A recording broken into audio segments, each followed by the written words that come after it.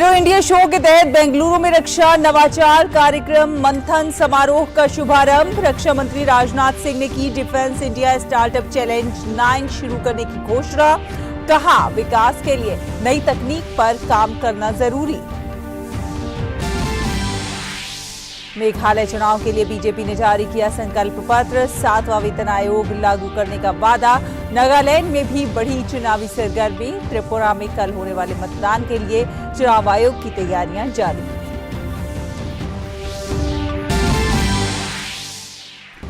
Coimbatore cylinder blast case में NIA की छापेमारी। केरल, कर्नाटक और तमिलनाडु में करीब 60 जगहों पर जांच। आतंकी संगठन आईसिस से संबंध रखने वाले संदिग्धों की तलाश।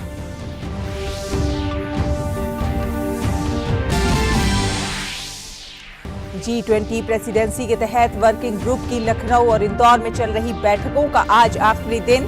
डिजिटल इकोनॉमी और कृषि से जुड़े तमाम पहलुओं पर आज भी चर्चा।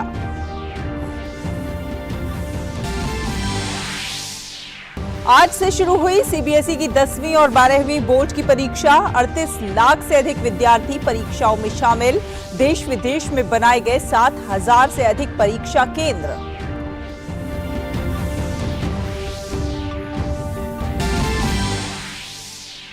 और T20 महिला वर्ल्ड कप में आज भारत वेस्ट इंडीज के बीच मुकाबला। केप टाउन की पिच पर चोट से उबर कर लौट सकती हैं स्मृति मंधाना। रक्षा मंत्री ने मंथन समारोह में डिफेंस इंडिया स्टार्टअप चैलेंज 9 शुरू करने की घोषणा की।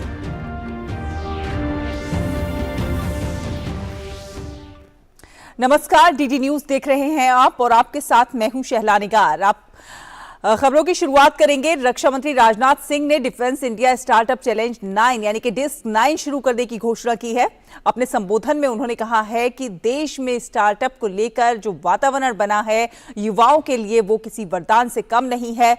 रक्षा मंत्री ने कहा कि देश में स्टार्टअप की संख्या 1 लाख तक पहुंचने वाली है। इसके साथ ही रक्षा मंत्री ने यह भी कहा कि देश में युवाओं को कुछ नया सोचने और कुछ नया कर दिखाने के लिए माहौल तैयार किया गया है। आज हमारा देश युवाओं को अगर कुछ नया सोचने और कुछ नया कर दिखाने के लिए सपोर्ट कर रहा है, इसका कोई छोटा मतलब नहीं है।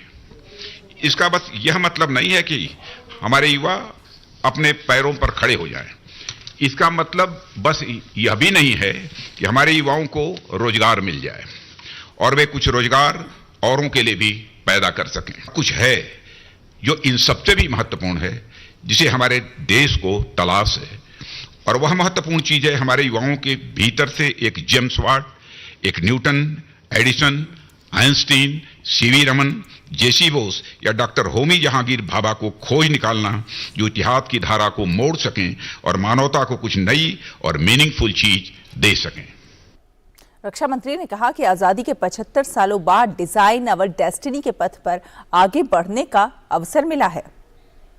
आगे का हमारा मंत्र होना चाहिए डिजाइन अवर डेस्टिनी, यानी हम अपने पुरुषार्थ, अपनी क्षमताओं और अपने संकल्प से अपनी डेस्टिनी को के डिजाइन की ओर आगे बढ़ें, उसका निर्माण करें। हमारी डेस्टिनी है आने वाले 25 वर्षों में दुनिया की टॉप इकोनॉमी बनना। हमारी डेस्टिनी है कि science and technology super power बनना।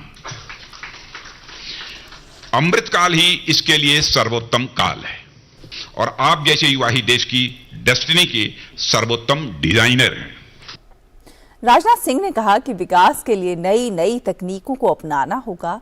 रक्षा मंत्री ने नवाचार को विकास का मंत्र बताया। अगर हमें डेवलपमेंट करना है तो कंपटीशन को हमें रीडिफाइन करना ही होगा। अगर हम पुरानी टेक्नोलॉजी और प्रोडक्शन के पुराने सिस्टम से आगे बढ़ने के बारे में सोचेंगे तो हम उन देशों से 2 सेंचुरी हमेशा ही पीछे रहेंगे ही रहेंगे। और इसलिए आज आवश्यकता है कि हम नए तरीकों से सोचें और नए तरीकों से ही हम आगे बढ़ें। और अब बात करते हैं चुनाव की। त्रिपुरा में कल होने वाले विधानसभा चुनाव की सभी तैयारियां पूरी कर ली गई हैं। चुनाव कर्मचारी आज चुनाव सामग्री के साथ मतदान केंद्रों के लिए रवाना होंगे। राज्य में कुल 3,328 मतदान केंद्र बनाए गए हैं। निर्वाचन आयोग ने शांतिपूर्ण मतदान सुनिश्चित करने के लिए सभी मतदान केंद्रों पर केंद्रीय सशस्त्र पुलिस बल तैनात किए हैं। राज्य में सीमा सुरक्षा बल भी भारत बांग्लादेश सीमा पर कड़ी निगरानी बनाए हुए है। और राष्ट्रीय जांच एजेंसी ने आज कोयंबटूर सिलेंडर ब्लास्ट मामले में दक्षिण भारत के 3 राज्य यानी कि तमिलनाडु, केरल और कर्नाटक में करीब 60 अलग अलग जगहों पर छापेमारी की। एजेंसी ने ये छापा आतंकी संगठन आईसिस से संबंधित रखने वाले संदिग्धों को पकड़ने के सिलसिले में डाला है। ये छापे चेन्नई, कोयंबटूर, नागापट्टिनम, तिरुनेलवेली, त्रिची जिलों सहित कई अन्य जगहों पर डाले गए हैं।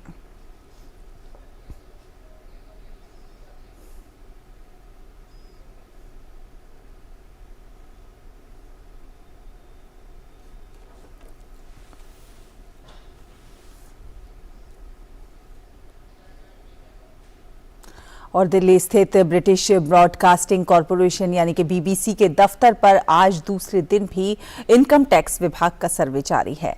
कल करीब 11:30 बजे इनकम टैक्स की टीम बीबीसी के दफ्तर में पहुंची थी और सर्वे का काम शुरू किया था।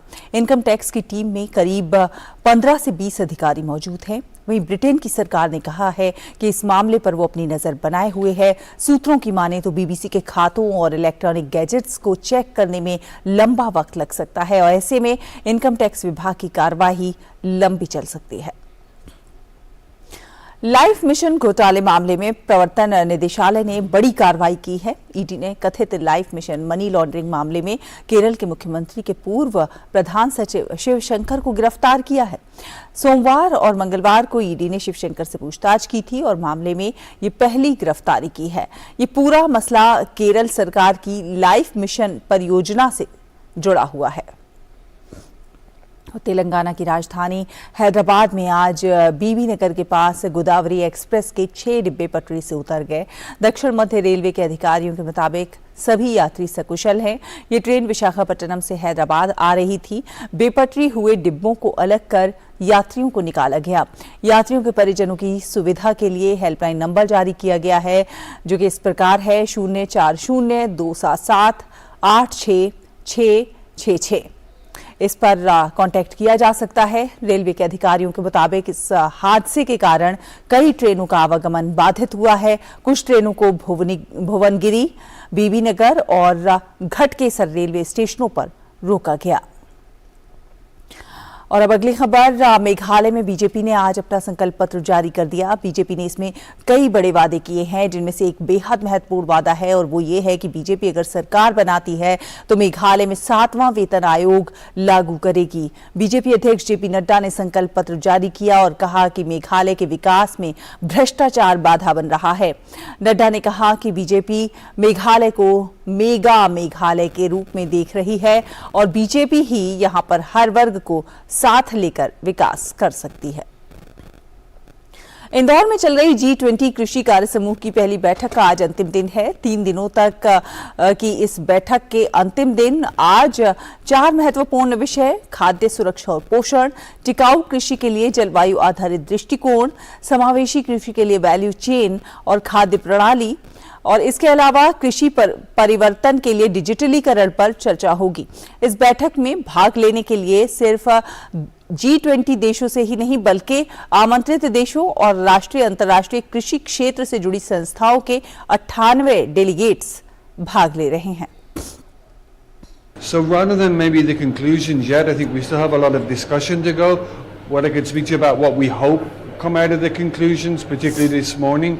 So a real clear framework on how the G20 countries can come together and really push forward food and nutrition security and to move past the decisions that we've made in the past. There's a real opportunity to identify some of the areas where the G20 can add value, bringing countries, the largest economies of the world together, and really be very precise about how we can monitor food insecurity, bring that information together for joint action, and really develop those coordinated plans that can bring greater food security to people around the world. इस सम्मेलन में भाग ले रहे प्रतिनिधि ने कहा कि G20 के देश खाद्य सुरक्षा और पोषण सुरक्षा सुनिश्चित करने का काम करेंगे। और अब अगली खबर का रुख करेंगे। सीबीएसई की 10वीं और कक्षा 12वीं की परीक्षा आज से शुरू हो गई है। सीबीएसई द्वारा जारी आंकड़ों के मुताबिक इस साल लगभग 38,83,710 विद्यार्थी इन परीक्षाओं में शामिल हो रहे हैं। परीक्षाएं देश भर में 7,200 से अधिक केंद्रों और दुनिया भर के 26 देशों में आयोजित की गई हैं। कक्षा 10 की परीक्षा 21 मार्च को समाप्त हो जाएगी, तो वहीं कक्षा 12 की परीक्षा 5 अप्रैल को समाप्त होगी। और इसी के साथ यहां एक छोटे से ब्रेक के लिए रुकेंगे। ब्रेक के उस पार कुछ और खबरें रहेंगी। आप देखते रहिए डीडी न्यूज।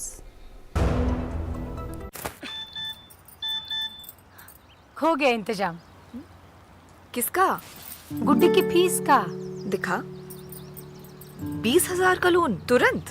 पता है कौन दे रहा है, ब्याज कितना है? लोन विनियमित संस्थानों से ही लें और कर्ज उतना जितनी जरूरत, वो भी जांच कर।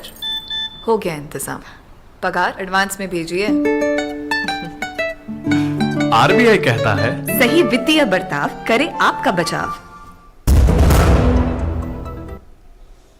ब्रेक के बाद स्वागत है आपका। आप देख रहे हैं डीडी न्यूज।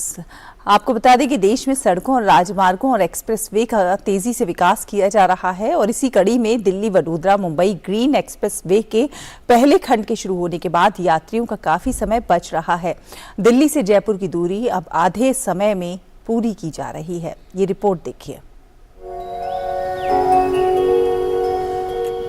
देश के सबसे लंबे ग्रीन एक्सप्रेसवे यानी दिल्ली वडोदरा मुंबई एक्सप्रेसवे के पहले हिस्से का उद्घाटन होने के बाद इस पर वाहन फर्राटे से दौड़ना शुरू हो गए हैं। सोहना से दौसा के बीच के पहले हिस्से को प्रधानमंत्री मोदी ने रविवार को राष्ट्र को समर्पित किया था। इस एक्सप्रेसवे पर वाहन चालक 4 पहिया वाहन 120 किलोमीटर प्रति घंटा की रफ्तार से चला सकते हैं। यही नहीं, इस एक्सप्रेसवे पर इतनी स्पीड में चलने वाले वाहनों के बीच की दूरी सामान्य एक्सप्रेसवे की तुलना में 4 गुना ज्यादा रखी गई है। यानी हाई स्पीड में चलने वाले वाहनों के बीच 250 मीटर की दूरी होना जरूरी है। इस हिस्से के खुल जाने से दिल्ली से जयपुर जाने का समय आधा हो गया है। दिल्ली और हरियाणा से दौसा तक आने वाले यात्रियों को समय के साथ ईंधन की बचत भी देखने को मिली।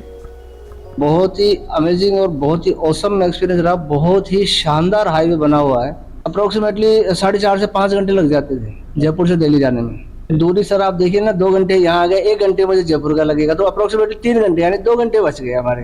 दिल्ली मुंबई एक्सप्रेस हाईवे बनने से हमारे जो फसल है, जो साग सब्जी हैं, कोई फल फ्रूट लगाएंगे, वो सब चीजें दिल्ली पहुंचाने में आसानी रहेगी। अब साग सब्जी खराब होने का डर नहीं रहेगा क्योंकि कम समय में और सब्जी वहाँ पहुँच जाएगी। मैं घाटा से चढ़ा हूँ और बहुत अच्छा रहा, बहुत अच्छा सफर करा। बिल्कुल ये 1.25 घंटे में मैं यहाँ पहुँचा। अब तो पता लगी 1.25 घंटा तो यहाँ से लगा, मेरे हिसाब से तो ज्यादा 45 मिनट या 50 मिनट और लगेंगे जयपुर पहुँचने में। देश के सबसे लंबी ग्रीन कॉरिडोर पर ऑप्टिकल फाइबर केबल, पाइपलाइन, सौर ऊर्जा एवं वाटर हार्वेस्टिंग के लिए खास इंतजाम है। इस दौरान यात्रा करने वाले लोगों ने एक्सप्रेसवे को यातायात के साथ आर्थिक विकास की धुरी बताया। साथ ही ये लोग मोदी सरकार का आभार भी जता रहे हैं। अलवर से जयपुर जा रहे हैं बस। बहुत शानदार, 140 पे गाड़ी चली है और मजा आ गया। मेरे हिसाब से 1-1.25 घंटे में अलवर से यहाँ पहुँच गए मैं। पहले हम अलवर से चले, एक्सपीरियंस बहुत बढ़िया रहा। एक्सपीरियंस तो क्या है, गाड़ी की स्पीड हमने जो सेट की उसको ब्रेक भी नहीं मारना पड़ा। फरीदाबाद से आ रहे हैं, जयपुर जा रहे हैं, हार्डली 2 घंटे, पहले 4 घंटे। इस एक्सप्रेसवे पर टोल टैक्स की व्यवस्था अभी नहीं होने के कारण टोल टैक्स नहीं लग रहा है, जिससे यात्रियों को सफर करने में 2 गुना मजा आ रहा है। एक्सप्रेसवे के दोनों तरफ ग्रीन कॉरिडोर विकसित किया गया है। साथ ही सारी अत्याधुनिक सुविधाओं से लैस होने के कारण दिल्ली वडोदरा मुंबई ग्रीन एक्सप्रेसवे भारत के विकास से रफ्तार की कहानी भी कह रहा है। दौसा से संतोष तिवारी की रिपोर्ट, डीडी न्यूज। और देश में सड़कों, राजमार्गों और एक्सप्रेसवे का तेजी से विकास किया जा रहा है। इसी कड़ी में दिल्ली वडोदरा मुंबई ग्रीन एक्सप्रेसवे के पहले खंड के शुरू होने के बाद यात्रियों का काफी समय बच रहा है। दिल्ली से जयपुर की दूरी अब सिर्फ आधे घंटे में ही पूरी हो रही है। और विश्व के सबसे लंबे रिवर क्रूज एमवी गंगा विलास क्रूज आज बांग्लादेश के चिलमारी नदी के तट पर पहुंच रहा है। भारत में वापस लौटने से पहले क्रूज का आज बांग्लादेश में अंतिम दिन है। इससे पहले कल क्रूज के सदस्यों ने सिराजगंज में 3 शताब्दी पुराने हतीकुमुलरू नोबोरोटनो मंदिर का दौरा किया। उन्होंने आसपास के गांवों में लुंगी, गमछा, हथकरघा बुनाई केंद्र का भी दौरा किया।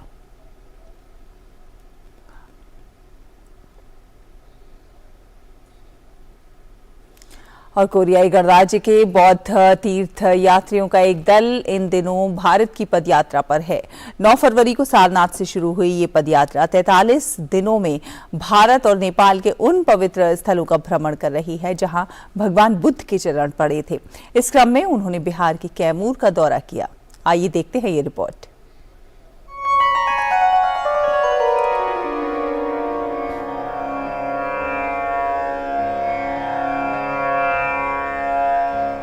कोरिया के तीर्थ यात्रियों का एक दल इन दिनों भारत में है।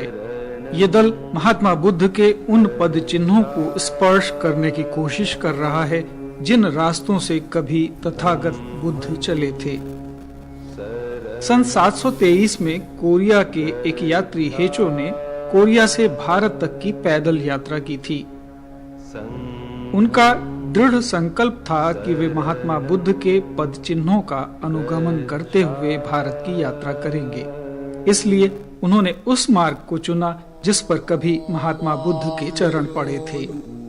इसके लगभग 1300 साल बाद कोरियाई बौद्ध तीर्थ यात्रियों का एक दल फिर से महात्मा बुद्ध के पद चिन्हों पर चल रहा है।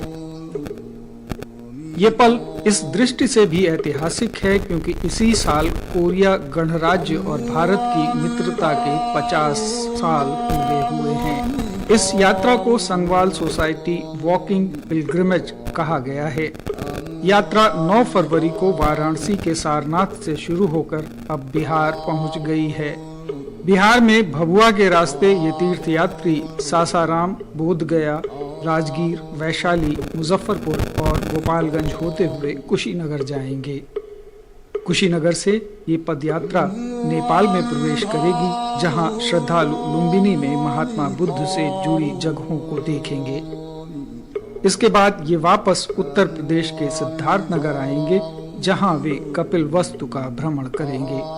इस तरह से बौद्ध श्रद्धालु कुल 43 दिनों में 1167 किलोमीटर की पदयात्रा करके उन सभी स्थानों को देखेंगे जो महात्मा बुद्ध के जीवन और दर्शन से जुड़े हुए हैं। यात्रा में 200 यात्री ऐसे होंगे जो पूरी यात्रा में शामिल होंगे, जबकि यात्रा के दौरान 5000 से अधिक श्रद्धालुओं के विभिन्न चरणों में इससे जुड़ने की संभावना है। ये यात्री कोरिया गणराज्य के सबसे बड़े बौद्ध संप्रदाय जोगये से संबंधित हैं। ये यात्रा न सिर्फ एक धार्मिक यात्रा है बल्कि गौतम बुद्ध के पद चिन्हों को तलाशने के बहाने पूरे विश्व को शांति के सूत्र में पिरोने का एक प्रयास भी है।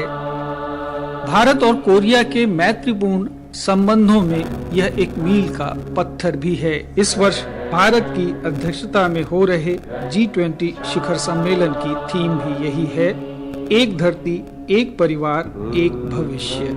ब्यूरो रिपोर्ट, दूरदर्शन समाचार, पटना।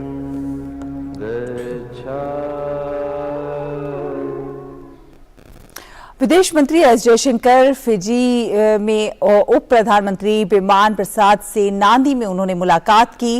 विदेश मंत्री ने ट्विटर पर फिजी के उप प्रधानमंत्री के साथ मुलाकात की तस्वीरें साझा की हैं।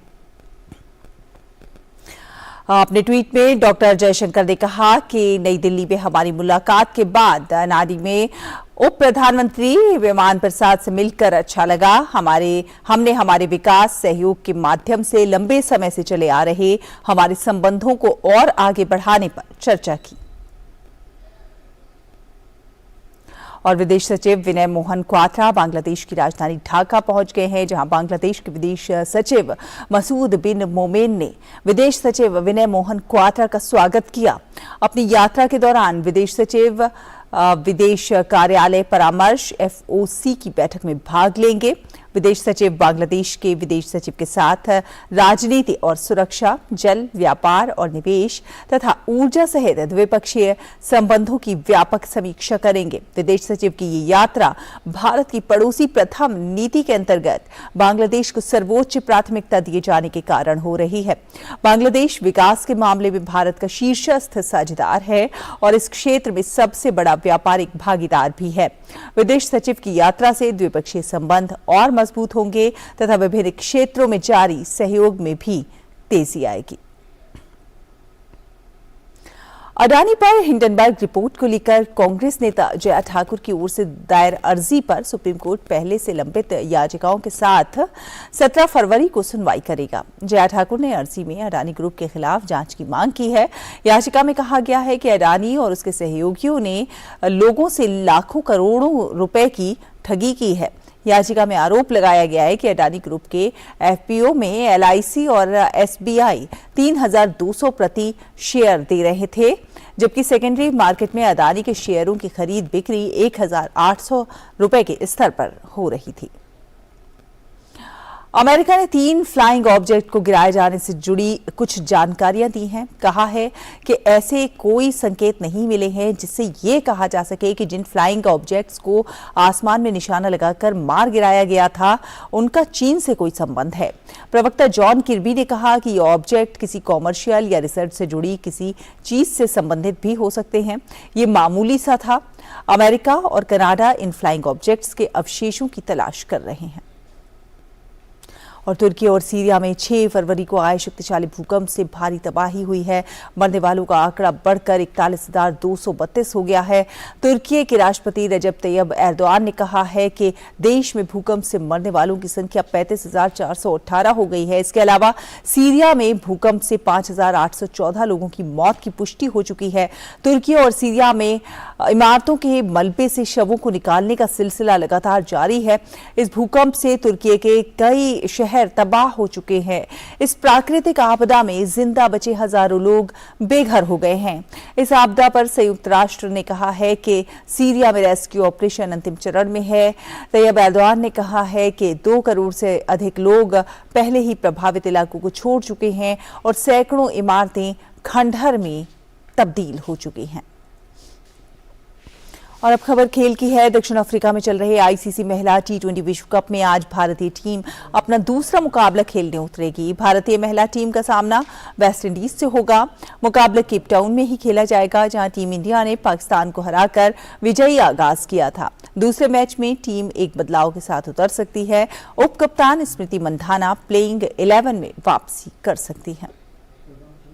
चिर प्रतिद्वंदी पाकिस्तान को हराकर ICC महिला T20 विश्व कप में जीत के साथ आगाज करने वाली भारतीय टीम आज अपना दूसरा मुकाबला खेलने के लिए मैदान पर उतरेगी। भारतीय टीम के सामने होगी वेस्ट इंडीज की टीम। भारतीय महिला क्रिकेट टीम की निगाहें वेस्ट इंडीज को हराकर सेमीफाइनल के करीब पहुंचने की होगी। पहले मैच में पाकिस्तान को हराने के बाद टीम इंडिया का मनोबल काफी बढ़ा हुआ होगा। दूसरे मैच में टीम एक बदलाव के साथ उतर सकती है। उप कप्तान स्मृति मांधाना प्लेइंग 11 में वापसी कर सकती है। पाकिस्तान के खिलाफ वो चोट के चलते नहीं खेल पाई थी।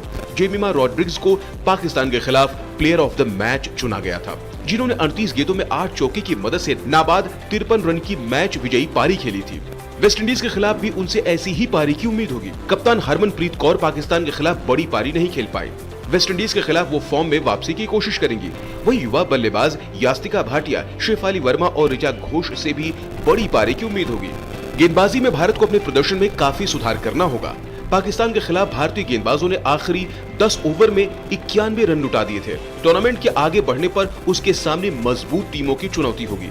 वही दूसरी तरफ वेस्ट इंडीज को पहले मैच में हार का सामना करना पड़ा था। ऐसे में वो जीत के साथ वापसी करना चाहेगी। भारतीय गेंदबाजों के सामने वेस्ट इंडीज के शक्तिशाली हिटरों की चुनौती भी होगी।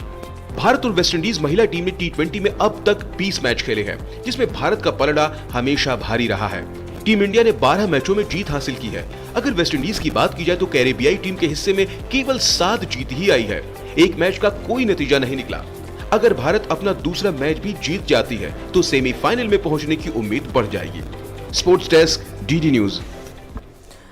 और भारत और ऑस्ट्रेलिया के बीच दूसरे टेस्ट से पहले टीम में एक बदलाव किया गया है। स्टार बल्लेबाज श्रेयस अय्यर पूरी तरह से फिट हो गए हैं और उन्हें टीम में शामिल कर लिया गया है। बेंगलुरु के नेशनल क्रिकेट अकादमी में रिहैब से गुजर रहे इस खिलाड़ी ने फिटनेस हासिल कर ली है। बीसीसीआई ने बताया कि मेडिकल टीम ने उनको खेलने की इजाजत दे दी है। अय्यर बांग्लादेश के खिलाफ दिसंबर में 2 टेस्ट मैचों की सीरीज में खेले थे, लेकिन पीठ के निचले हिस्से में सूजन के कारण वो न्यूजीलैंड के खिलाफ एक दिवसीय श्रृंखला नहीं खेल पाए थे। रुकेंगे एक और छोटे से ब्रेक के लिए, जल्द हाजिर होंगे। आप देखते रहिए डीडी न्यूज। जल्दी टिफिन पैक करो। राजू मोबाइल छोड़ो। अरे दीदी वो बैंक का नंबर चाहिए, रिफंड ही नहीं आया है। मिल गया अब भी कॉल करता हूँ दीदी। बिना नंबर जांचे अक्सर जालसाज बैंक की नकली वेबसाइट और फर्जी नंबर से पैसों की धोखाधड़ी करते हैं। तो फिर सही नंबर? बैंक की ऑफिशियल वेबसाइट या तो कार्ड। आपने तो बचा लिया दीदी। काम से नहीं। आरबीआई कहता है सही वित्तीय बर्ताव करे आपका बचाव। और ब्रेक के बाद स्वागत है आपका। सानिया मिर्जा को महिला प्रीमियर लीग के आगामी सीजन के लिए रॉयल चैलेंजर्स बेंगलुरु फ्रेंचाइजी का मेंटर नियुक्त किया गया है। मिर्जा जो दुबई में अपना आखिरी टूर्नामेंट खेलने के लिए तैयार हैं, आरसीबी फ्रेंचाइजी का हिस्सा होंगी। ये कदम खिलाड़ियों के लिए बड़े पैमाने पर प्रेरणा के रूप में देखा जा रहा है। सानिया को क्रिकेट से प्यार है और उन्हें अक्सर कई क्रिकेट स्टेडियम में देखा गया है। उन्होंने हाल ही में रोहन बोपन्ना के साथ ऑस्ट्रेलियन ओपन के मिश्रित युगल के फाइनल में जगह बनाई थी। इसी के साथ इस बुलेटिन में फिलहाल इतना ही। डीडी न्यूज पर खबरें लगातार जारी हैं। आप देखते रहिए डीडी न्यूज। नमस्कार।